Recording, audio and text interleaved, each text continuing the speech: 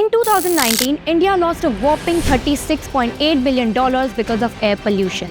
This was just 1.36% of our GDP that year.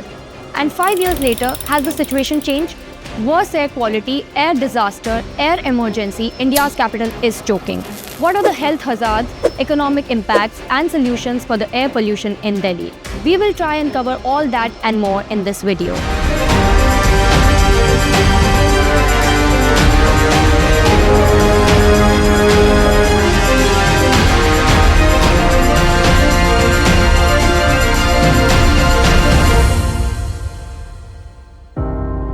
First off, the air quality in Delhi has dropped to the severe plus category, with AQI crossing an alarming 500 in some areas.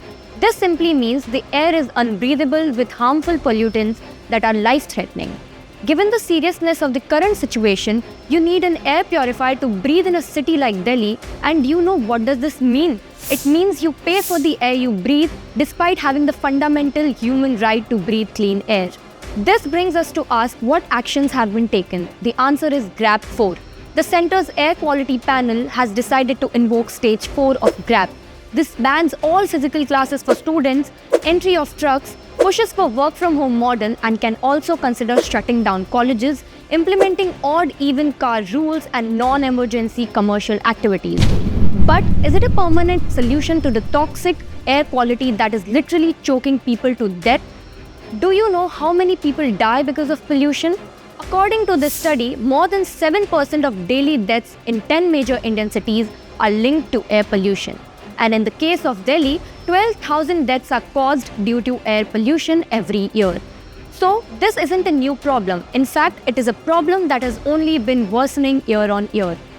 This is why we need policies that can help India in the long run. For example, China reduced its PM 2.5 levels by 36% in just 5 years. They did it by controlling power plant and industrial emissions along with new fuel quality and emission standards for vehicles. The Great Stink of London is another example.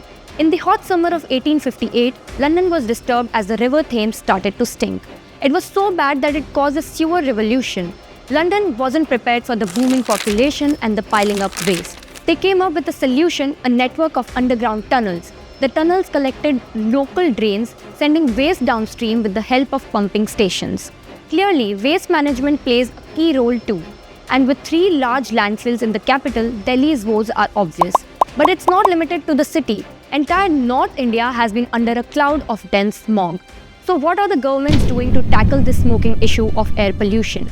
Well, the Delhi government has banned all activities that involve the use of coal and firewood, as well as the diesel generator used for non-emergency services. In the long run, for achieving the net zero target by 2070, India is shifting its focus from fossil fuels to clean energy. Central government has also approved e-vehicle policy to promote India as a manufacturing destination for EV. Do you think these measures will be enough to address the pollution problem? What are your thoughts on this? Let us know in the comments below, and for more, stay tuned to NDTV Profit.